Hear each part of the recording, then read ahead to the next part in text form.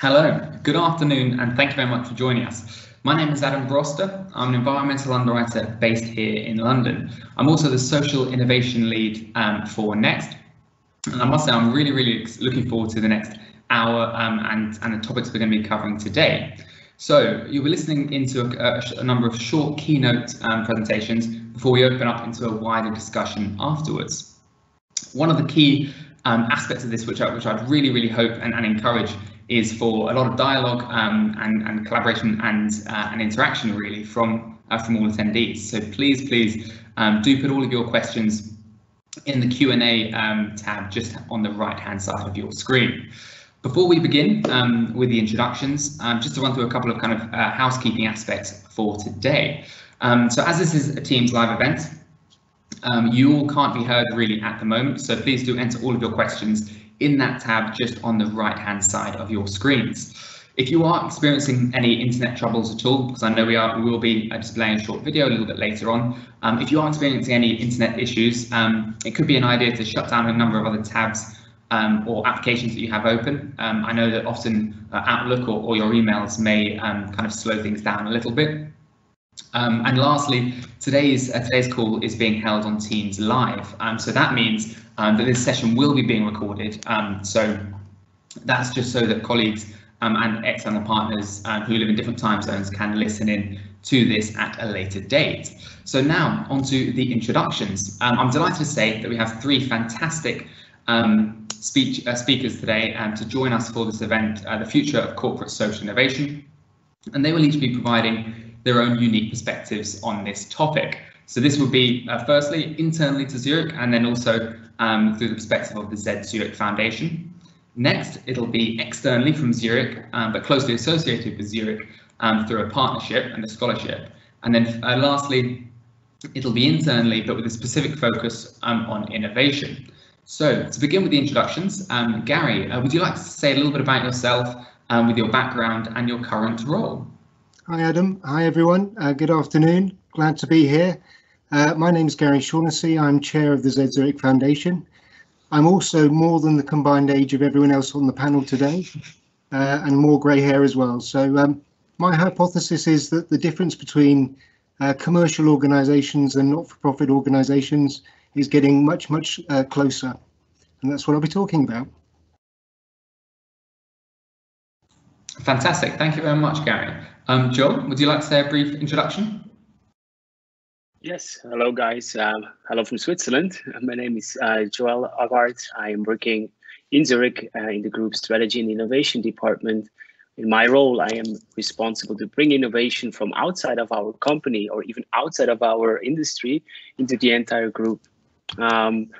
Yeah, I believe that social innovation is super important because most corporate leaders that I get the chance to talk with do understand that big corporations like Zurich have an opportunity, but also a responsibility to help address major social challenges. So I'm super interested and very active in this space, and really happy to be here on the panel. Thanks for having me.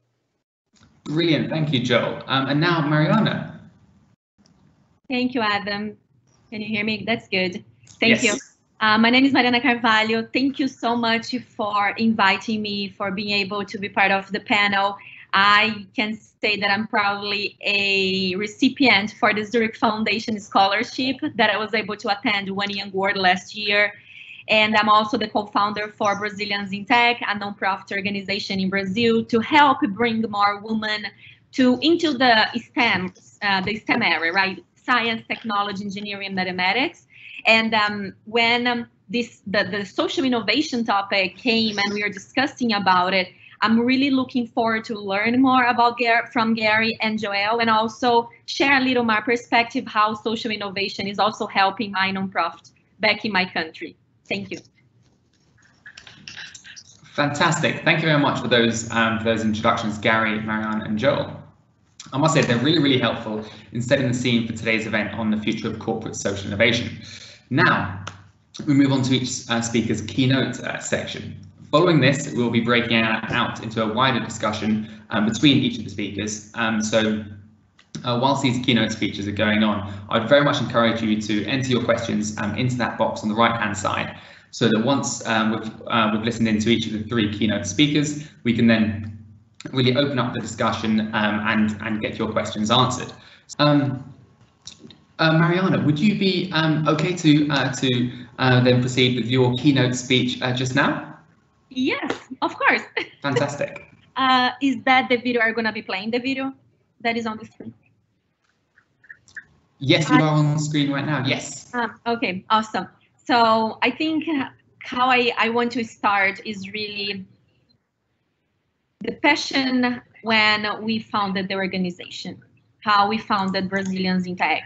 And I did that exercise the first time when I presented internally to a few other friends of mine at Zurich. And for everyone that is listening to us, I cannot see your faces.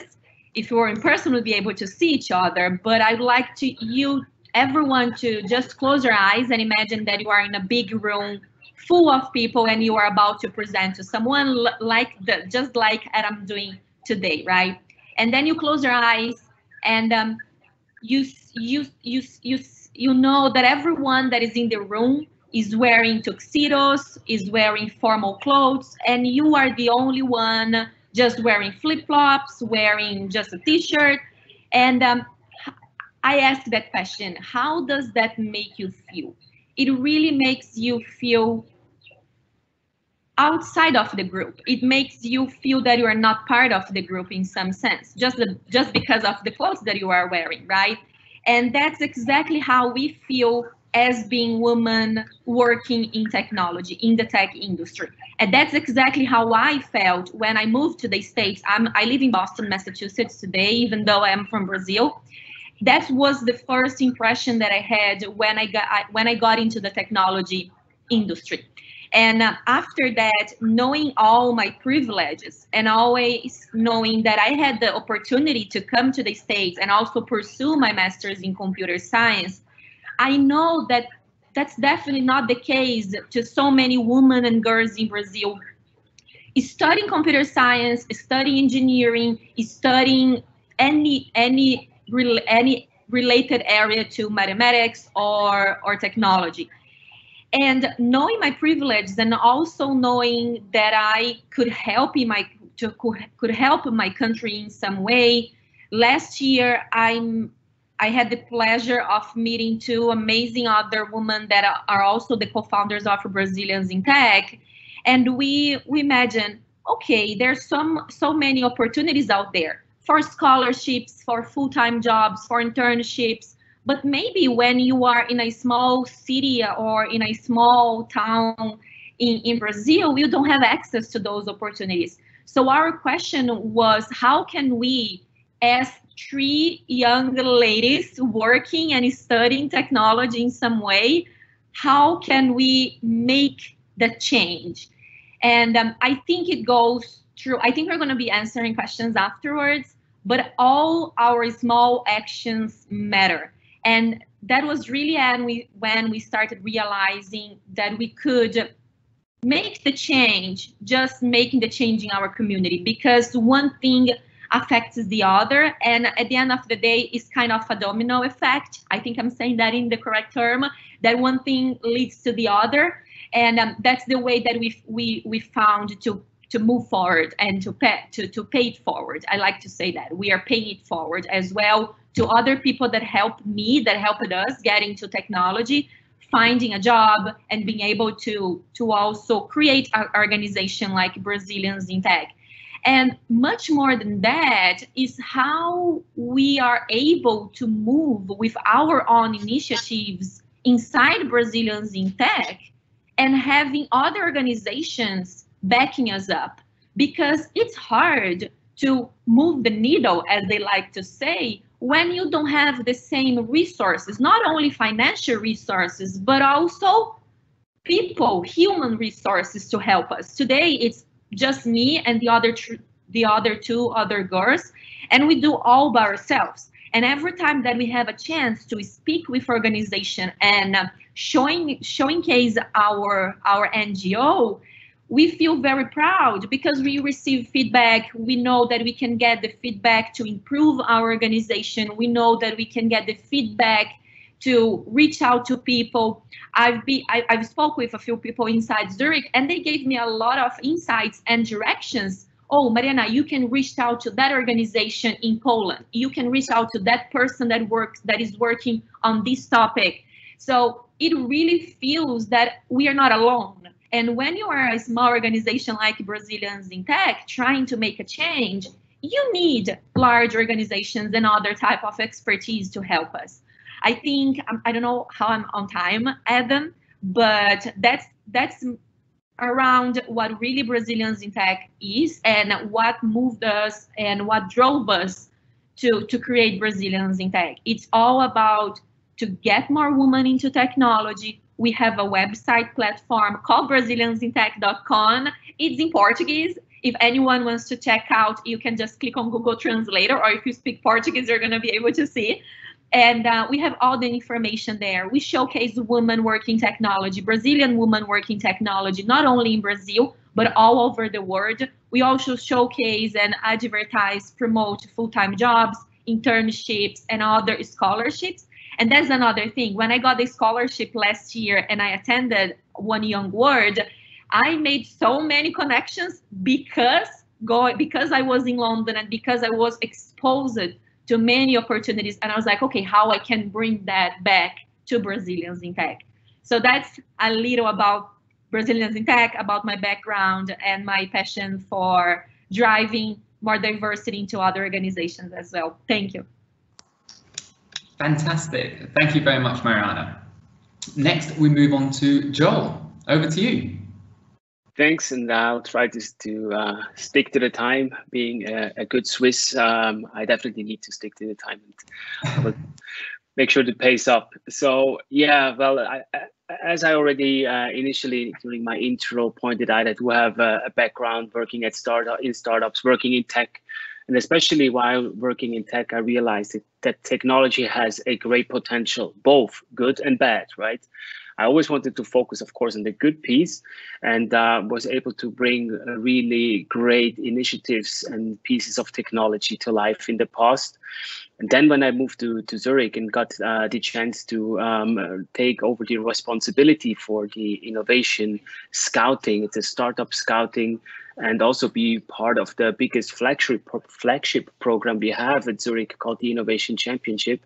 I was super happy when our leadership decided to allow me to bring together sustainability, social responsibility, and the scouting of startups, which then led to the fact that we were able to launch the biggest call for action in our industry when it comes to working with startups.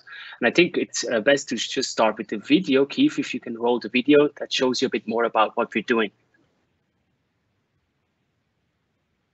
Innovation and sustainability being at core our purpose, and now we're actually bringing it to the Zurich Innovation Championship. For me, that's the perfect match to actually be out there and say we care about society, we need to find new solutions to manage the types of global risks that we're facing.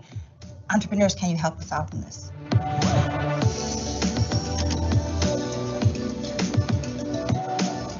The world is changing massively. And if you don't innovate, you simply become not relevant. We're a company that has been around for 150 years, and we plan to be around for another 150. So we need to try to find new sustainable solutions to better protect and help to inspire confidence among our customers, to our employees, to our investors, and to our communities. We cannot do all this by ourselves. We need entrepreneurs. We need people that believe in this. We need people with energy that wants to partner with us to go through this journey. That's why we launched the Innovation Championship.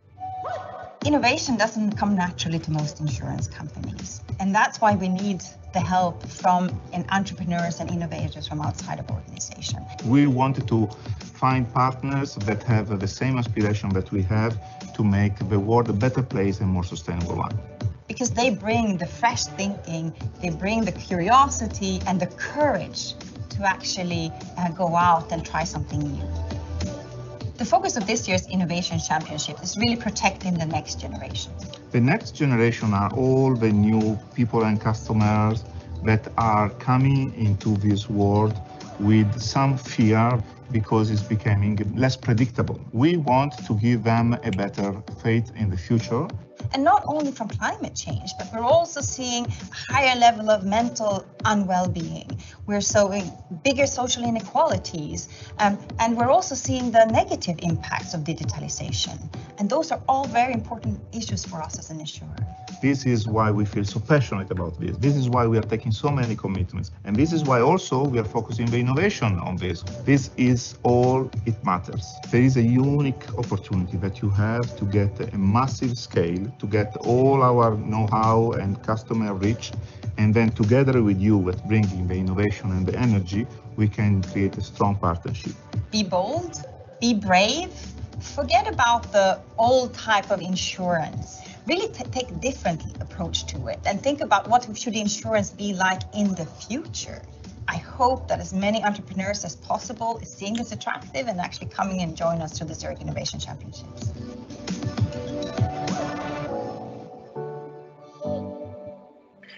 Thanks a lot, Keith.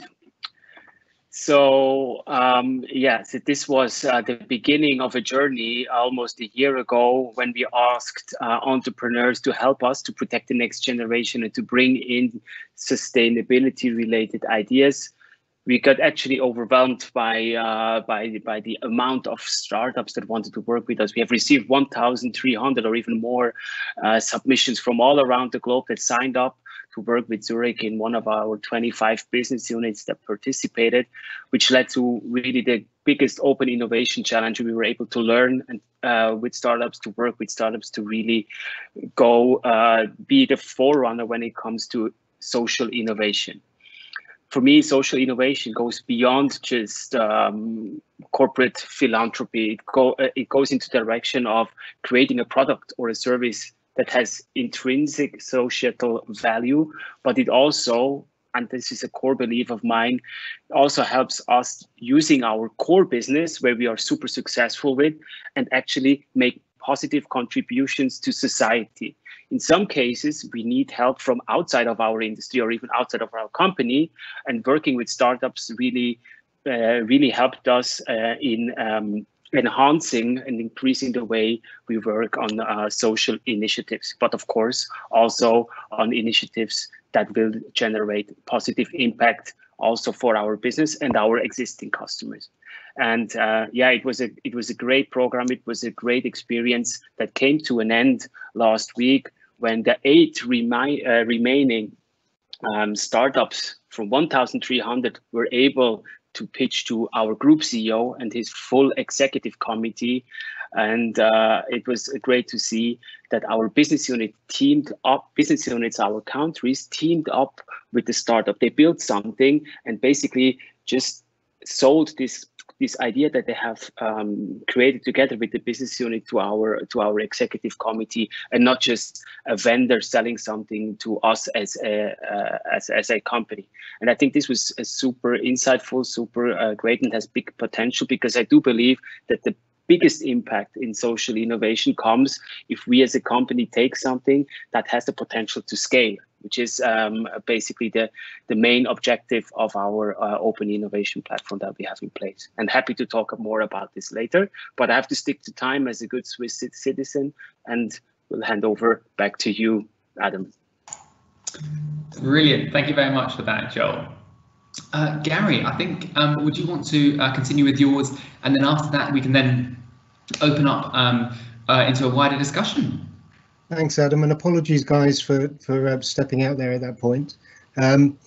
What I did hear, though, was very impressive, and I was glad to hear it. But I started by saying what shareholders often I'm asked, why should shareholders be bothered about Zurich investing in Z Zurich Foundation? And the reality is, in the short term, insurance companies can make more money and they can grow their market share by product design, by distribution, even by pricing. But in the long term, actually, insurance is a societal good, and it rests on the growth of the society overall and the sustainability of the society overall.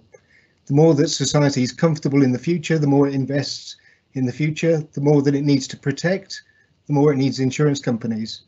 And in some ways, the foundation is exactly the same. We just measure it in a different way. So instead of profits, we measure it in terms of human impact. Instead of 3 to 5 years, we look at 50 years. And what we also do is consider it in the sense of what is the consumer outcome, regardless of who the consumer is. So people who can't access insurance are absolutely what the foundation is here to support. And in doing so, making sure we have a sustainable, growing and fairer society. Probably the best example I could give you easily is Tackle Your Feelings. Tackle Your Feelings was launched in Ireland in 2015 to address the issue of stigma and mental health. Every 40 seconds, someone on this planet commits suicide. Every 40 seconds. The economic cost is also considerable, as well as the societal cost. The cost of mental well-being last year to society across the globe was $1 trillion. So the combination of being able to resolve issues around the societal issue and the economic issue makes a lot of sense. Since we launched Tackle Your Feelings, we've had 2 million downloads, thousands of people have been helped, and importantly, addressing stigma means that they've been helped at an earlier stage than would otherwise be the case. And that's really the pillars of the foundation. Whether we're looking at flood resilience, social equity or mental well-being, it's all about prevention, preemption and realising potential. Going forward, I think we're going to increasingly look at the data that we find out about individuals, partnerships between government, not-for-profit organisations and commercial organisations, and how we can create independence, not dependence, all driven locally by our people. And that comes back to sustainability and being part of a core culture that has the consumer and the individual at heart. Thank you, Adam. Fantastic. Thank you very much for that, Gary. I must say, from having looked through some of the questions that we've already received, there's one kind of key topic that really stands out from that. And that's a kind of a slogan that I've seen online, actually on the Zurich website, all around the aim of doing good and doing well. So obviously, companies are there to make money for their shareholders, to be a great place for their customers and their employees, but also there can be some fantastic external effects and impact that companies can make. You can see some massive fast-moving consumer good companies like Unilever, who have massive supply chains, and they can create lasting impacts all throughout the world, given how many different lives and businesses and societies that they touch. But obviously, things are very different in terms of in the financial services sector, because if you think about the goods that a financial services company like Zurich sells, the number of lives where it can really touch and impact in a positive way is very much limited when you compare it to different types of industries. So coming back to you, Gary, for the first question that I see that we've had through so far, and that really is around the whole topic of, can companies, large companies such as Zurich, truly do well and do good, or is it more of an aim and a journey? What's your thoughts on this? I mean, the quick answer is yes, as long as they do it honestly. The reality is so much of what we do in insurance is actually historically been around recovery and payout. Increasingly going forward, it's about prevention and helping people to avoid and manage risks. That's exactly the same as the foundation does for people who aren't necessarily insurance product holders. So you can help people prevent and save themselves from risks in a way that is commercially viable and is good for the individual consumer. The point that I make about being honest about it is it's got to be true to the headline. So what we've seen in our industry is headline companies talking about how they put back into society and then still using supply chains that they're really uncomfortable with, and when they're publicized, their share price plummets as a result. So the reality is you can get the headline, you can get the service, but it's got to be the whole of the company that follows suit. Brilliant. Thank you very much for that, Gary. Looking now in the Q&A chat, I see we've had a number of questions through, but I must say I would strongly encourage you all to put forward any other questions you have that you really want these three speakers to touch upon this afternoon. Another question that I've just seen come through a short while ago was from Anna Wenger, asking really what were, and this was directed at Mariana, what were your learning points to raise awareness and really get support for your initiative and platform? But most importantly, how did you get support from management? So really, how could large companies like Zurich really provide the support for your initiative?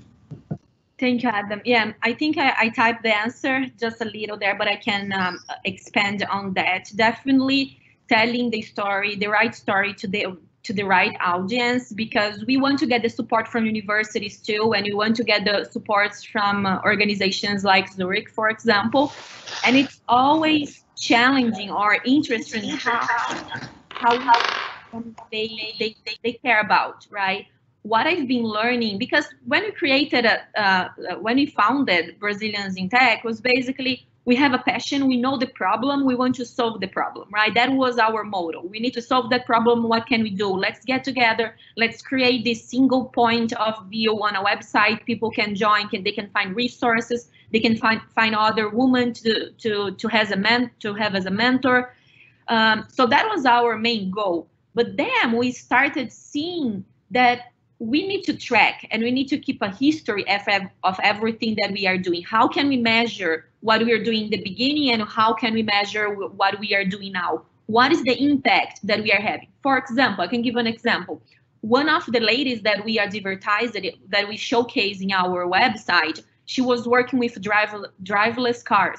And she, through the platform, she could find another girl that was working at another university in Brazil that was also doing a research in the same topic, and they connected, and now they are working together. And we only know that because we are colleague of one of the girls, and she came to us, Mariana, Anna, I just met this lady, Amanda, and she's also working my field of research. We are starting collaborating with our advisors in both universities. So that's pretty amazing, because we are seeing the changes are happening, but without us tracking that. I think the biggest challenge is going to be how we can track all of our impact, and that's something that we've been learning. And getting the support also from management or from like Zurich, for example, it was really showing the importance of driving diversity and retaining and attracting diverse talents into technology. Because as we were talking about how the insurance is also changing, how technology is also impacting large organizations, and we can accelerate this through social innovation. I hope it answers her question more deeply. Fantastic. Thank you very much, Mariana. And now over to you, Joel. I see a question has come through all around social innovation in insurance, but also really opening up to wider industries. I know you have a background in media, healthcare, and a number of other industries, I believe. But have you got any tangible examples of social innovation initiatives that you've seen there that could potentially be brought through to the field of insurance here?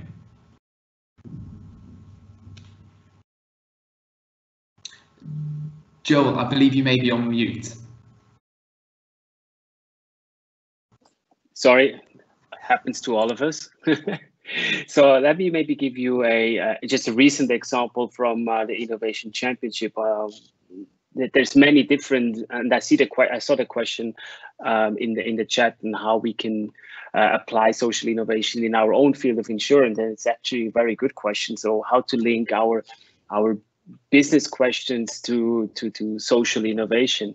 And the Innovation Championship, we've come across a broad variety, of course, of use cases. Some of them were closer to our core business, and some of them were maybe not immediately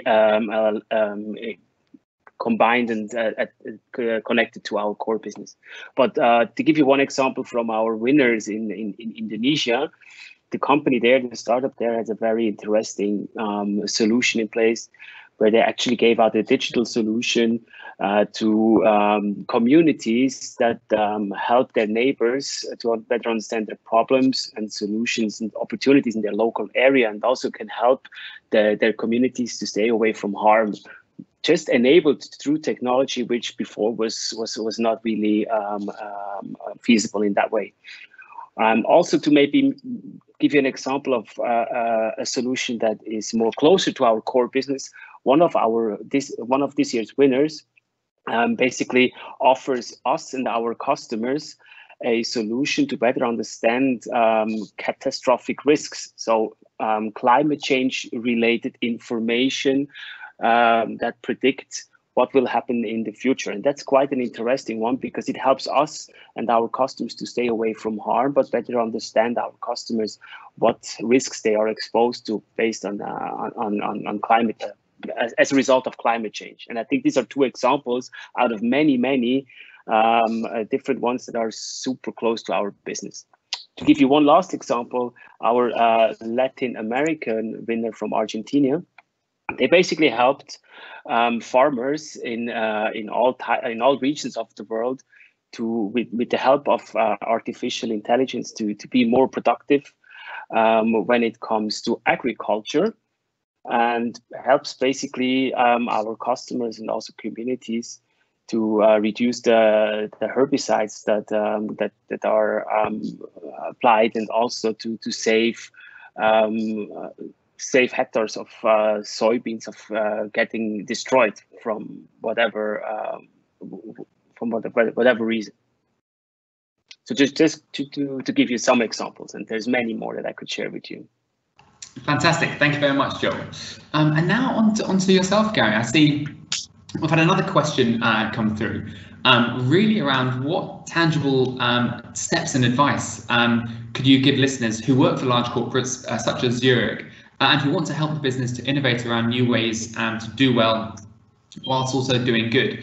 However, obviously, I'm conscious that many colleagues wouldn't work in either an innovation or corporate social responsibility function, or even a customer facing function. So have you got any advice for things many other employees can really do to make a difference? Well, I think the first thing I'd say is we should think about the services we deliver at the moment that we could deliver to people who are not currently customers of insurance companies at all, and whether they really cost us anything extra. So taking risk on clearly costs extra, but linking to Joel's comment, being able to provide services, advice on mental well-being and issues like that actually costs us nothing to roll out across a broader part of the population. The second thing I'd say is on an individual level, volunteering is actually something that a lot of people do and don't realise the benefit of. And actually, everyone I've ever spoken to who's volunteered gets more out of it than they think they're giving. So whether it's your knowledge, whether it's your skills, or whether it's your time, I think volunteering actually has a huge value in your local community, and it's an underestimated value. Fantastic. Thank you very much, Gary. And now on to yourself, Mariana. So we've had another question come through really around small actions or kind of daily actions that can be undertaken to support social innovation. But really from your perspective and with your background, what actions would you think really could be done to support social innovation, but also particularly in terms of your business with the Brazilians in tech? Are you asking small actions from individuals or organizations? Individuals, yes. Okay, that is interesting, because that's something that I learn every day, and finding the motivation, Adam, sometimes can be tough, especially in the world that we're living today. But if you have a goal, or if you have a passion, and you have a purpose, right? Not only in the tech space, for example, that is my case because I'm immersed right now. But the small actions can be anything that you can do through your job, and that's something that I like to. For example, you can be a entrepreneur as well when you work, for example, for a company like Zurich or any other organization that is also in the tech space, right? I know Zurich is insurance, but when you think about small actions, is being part of groups, affinity groups, being able to mentor other people that are passing through, and young generations that are also getting to the industry, being any industry that we're talking here, So these small actions, I said in the beginning, just because I'm also learning how to take those small steps, is definitely what keeps us engaged, and it really is what keeps us motivated. So anything that you can do through your organization, or you can volunteer your time, or if you find a project like Brazilians in Tech, for example, but related to mental health, or to, I don't know, to or healthcare, or something that is in climate change, you can be part of this group, and you can volunteer and offer your resources as your time, as your expertise, because this is truly how you are helping your own organization do good outside of just the Zurich space. If I can maybe jump in here, Adam, and I mean, the question is really good, and I think it's super important. We at Zurich, we do have different ways to do good and to work on social innovation, and I'm sure Gary will pick up on that afterwards when he talks more about the foundation, maybe the opportunities that we have there to do donations, to do volunteering.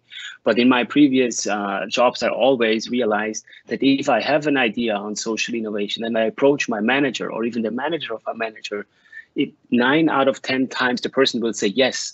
Take 1 day of your month, work on that, bring it to life. If it can help us as a company, even when I was working in a startup, to do good, but also to do well, nobody will close the door and say, no, get the hell out of my office. Everybody will say, yes, come up with the idea, take your time, bring it to paper, let's discuss. And actually, the people that I approached very often were able to open me doors to other people to validate that this idea, to open up, even to discuss it with customers, because also the customers of these companies that everybody's working for, they are also very often open to start this discussion and maybe even to collaborate in order to do good. So I would encourage everybody to just try it, be bold, be bold, just test, and it always works, promise. Thank you, Joel. I must say, in terms of flipping what you've just said and looking at it from the other angle, Gary, I'll be interested to hear your thoughts on this, but what benefits would you say social innovation initiatives can really bring to Zurich? So obviously, we've understood and we've discussed really how companies like Zurich can obviously do well and do good. But what benefits really can Zurich gain as well in terms of its employees and the business as a whole pursuing corporate social initiatives, really? Yeah, I mean, maybe just before I answer that one, Adam, the thing I would also say is, we talk about what people can do. I think there's also what people can stop, you know, and we all sit by and we see things happening in the organization that you know, when someone says we should stop doing this with this use of paper or whatever it happens to be, and suddenly everyone says, gosh, that's a good idea. Why didn't we think of it? Well, that could be started by anyone, frankly. So I think it is as much how we stop things as how we start things. The other thing, in terms of how do we see the benefits of this within the organization? I mean, so many times we spend the money of creating a capability, and the benefit of then spreading it across a wider group of the population is lower costs, wider audience, and you're then taking a bet on their future engagement with you as an organization. But if that's free, then downstream, if they come back to you, that's a very neat customer acquisition tool. And it can be enabled because you take a longer horizon on it and think of people as part of society rather than as typical insurance customers today. Does that make sense? Yes, certainly.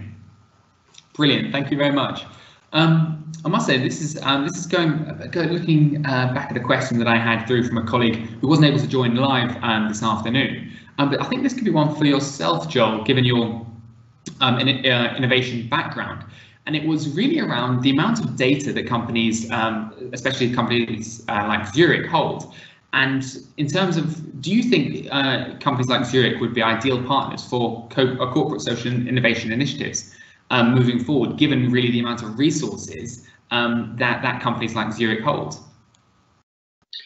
Data is always a very delicate question, right? Because of course we can use data to improve the way we serve our customers, the way we shape our products, and the way we do good as a company.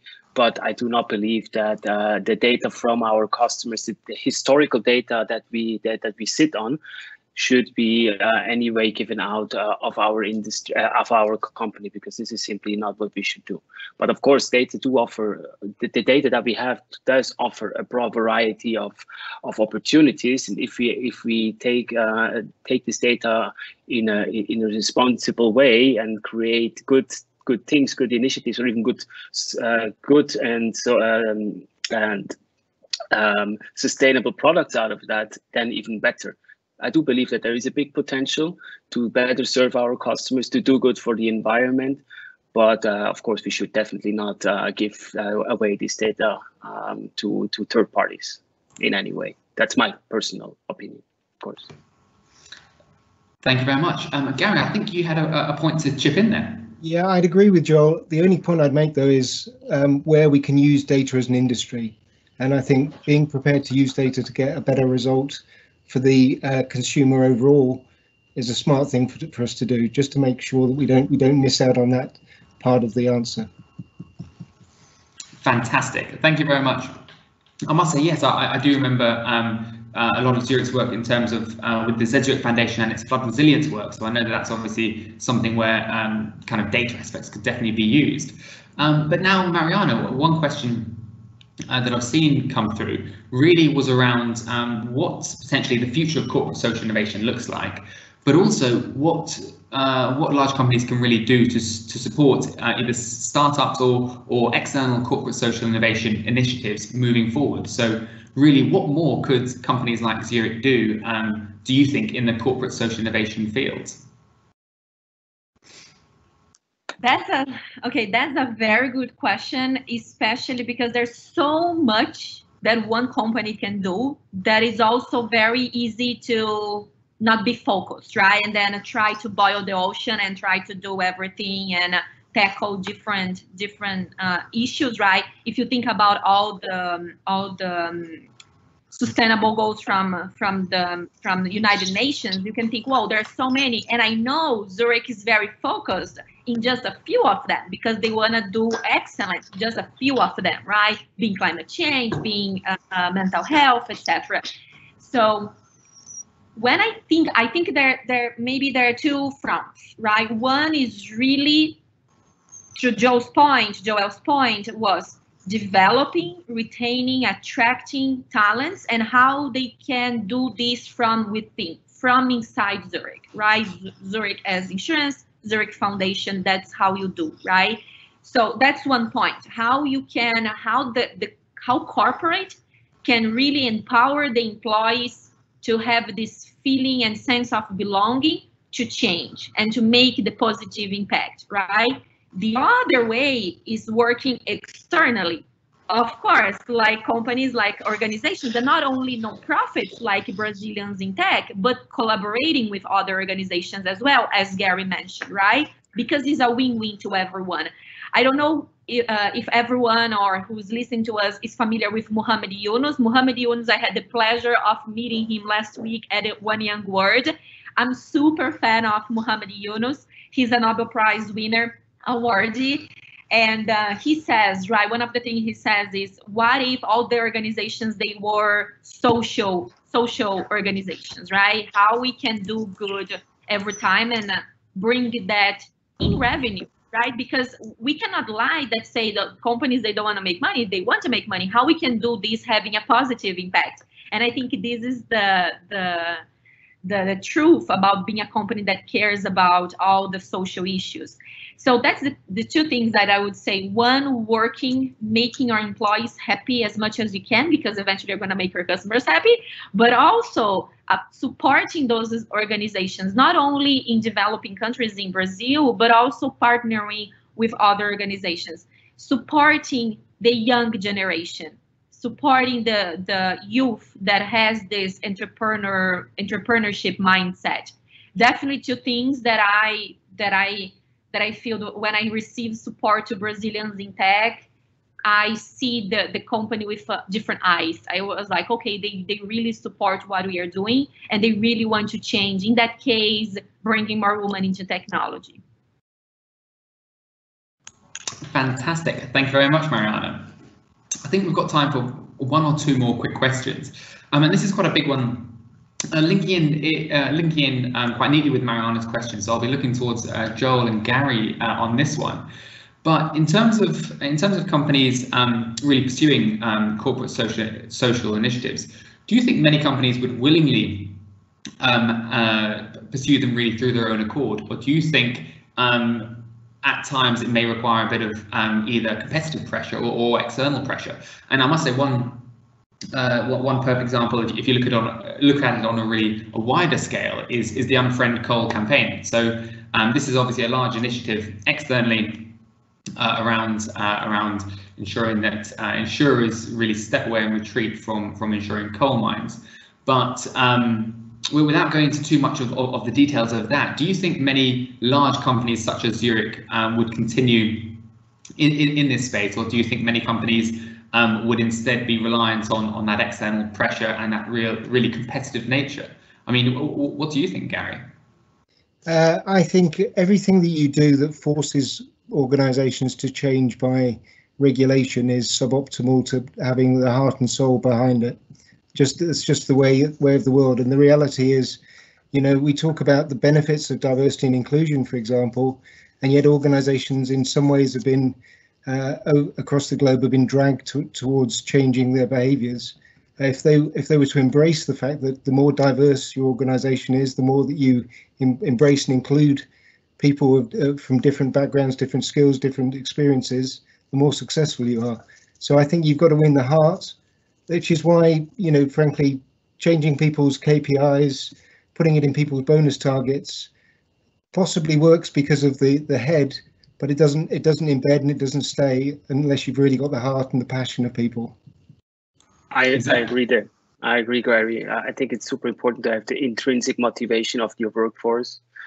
But there is, of course, hope also from let's say investors, because we can see a clear trend that in each industry that I looked at, investors rewarded top performers in specific ESG issues and valued them, or the valuation of these companies were much higher than companies that didn't take social responsibility serious. So I do see also a trend in the stock exchange, for example, that businesses that do good also get the benefit of investors being very positive, so to say.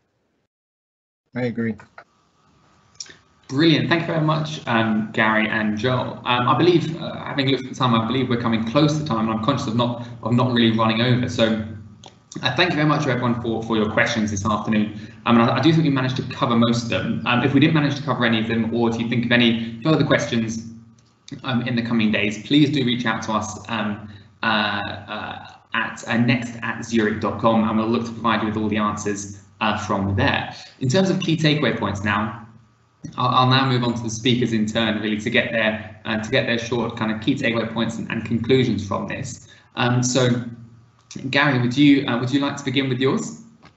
I think the first thing I'd say is, for me, we've talked about a sustainable and growing society, but the wealth of a society, I think, is as much judged on how it deals and supports those people who are more vulnerable than it is by the possessions and the trinkets that we've all gathered.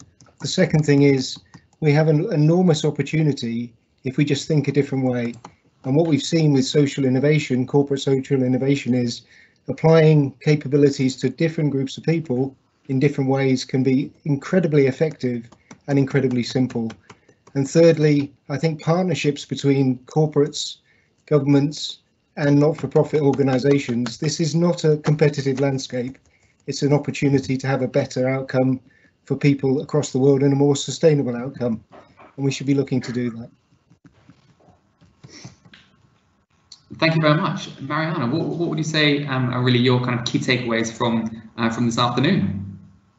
Definitely agree with Gary, especially on the partnership between government, non-profit, large corporations, and also how we as individuals, how we can be doing good from within, right? From our organizations, even if it's a non-profit, or if it's from a large organization, insurance company. So our small actions truly matter. And if you have a passion for a topic, just go and do it. Just bring it as well inside your organization and make it work. Because you don't need to be a Muhammad Yunus, right, to be making the change, but you can be the change you want to see in the world as well. There's a phrase I think is like that. So that's my main takeaway. And hearing first the video in the beginning and hearing the metrics and the numbers that Gary brought as well about depression, etc., is very touching. So it's good that we are discussing this, because we need to be aware, and we need to know our privileged standpoint and what we can do to change. Yeah. Thank you very much. And Joel. Yeah, of course, I do agree with both Gary and Mariana. I think, for me personally, I do believe innovation is a big chance for both, for us as a corporation and every corporation outside of our company, because it helps us to really build a portfolio of scalable initiatives that can really change the world. But it's also a big chance for us employees, everybody that is working for a corporation or a startup or an NGO, to really start small, ask the right questions about what to stop, as Gary has pointed out, and what can we do in order to become more social responsible. And it's a big chance, and innovation is the fuel, the underlying fuel to really make the world a better place. Fantastic. Thank you very much for that. And I must say a big thank you to Gary, Mariana and Joel for your time during the last hour. Your keynote speeches, and then also obviously this discussion later on. And I must say this neatly brings us to a close with today's event. However, in terms of the next virtual summits that have taken place this week, we still have 2 more sessions taking place tomorrow, which I must say I'd very strongly encourage you to check out. So it starts tomorrow morning with the future of work.